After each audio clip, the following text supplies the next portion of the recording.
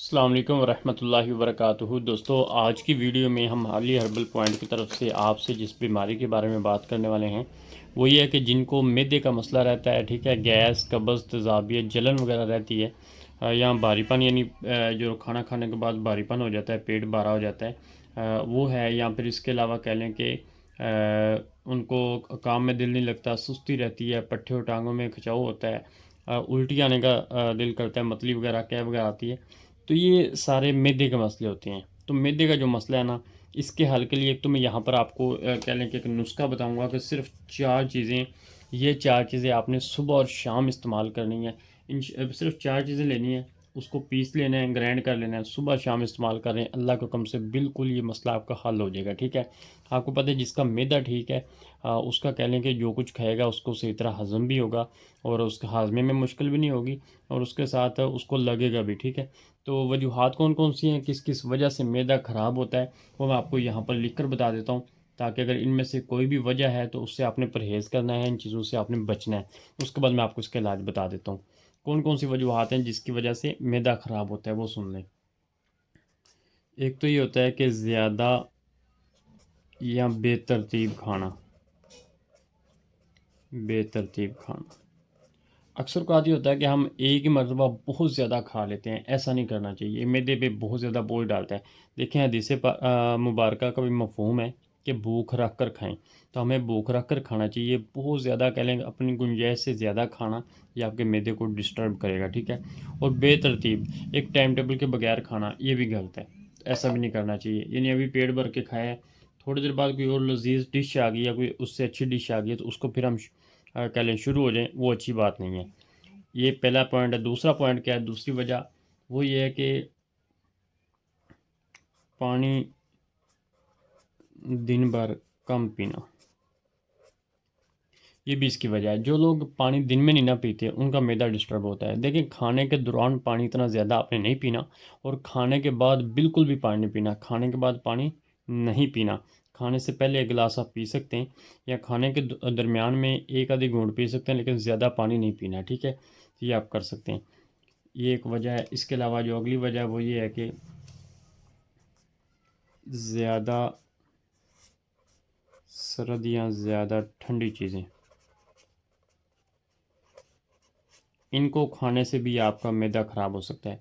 अब ज़्यादा ठंडी चीज़ों से क्या मुराद है, जिस तरह कोल्ड ड्रिंक्स हैं, जितनी ज़्यादा हैं वो आपके मैदे को ख़राब करती हैं। उसमें कोई ऐसा जुज़ नहीं होता कि जो आपके मैदे की इस्लाह के लिए हो, उसमें खाना हज़म नहीं होता, बल्कि गैस उसमें पहले जाती है पेट में, फिर वो बाहर आती है तो आपको लगता है डकार आ गई, खाना हज़म हो गया, हालांकि वहाँ तक के सही बोतल भी हज़म नहीं हुई होती।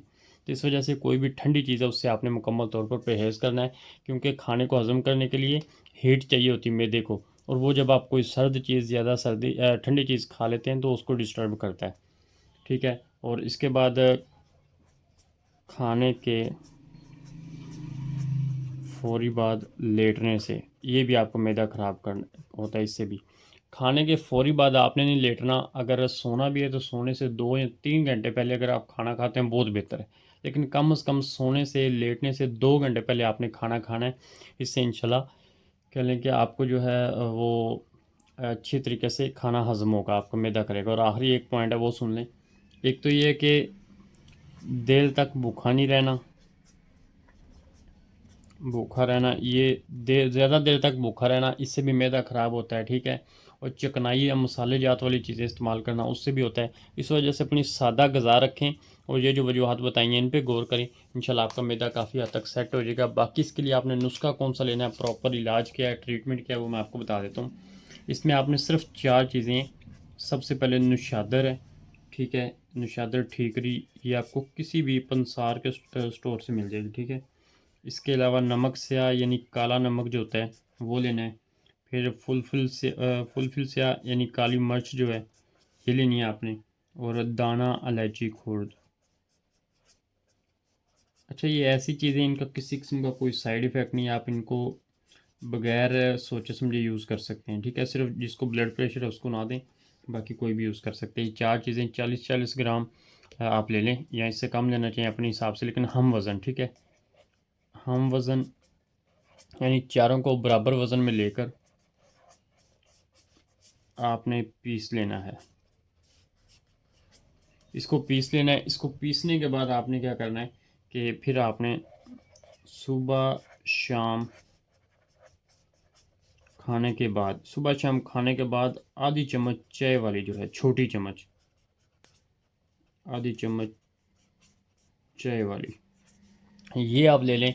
अल्लाह के हुक्म से इंशाल्लाह आपके जितने भी मसले हैं वो सारे के सारे ये जो हैं ये हल हो जाएंगे। ठीक है, नंबर आपको दरमियान में ये लिखा हुआ नज़र आ रहा है 0309 3326।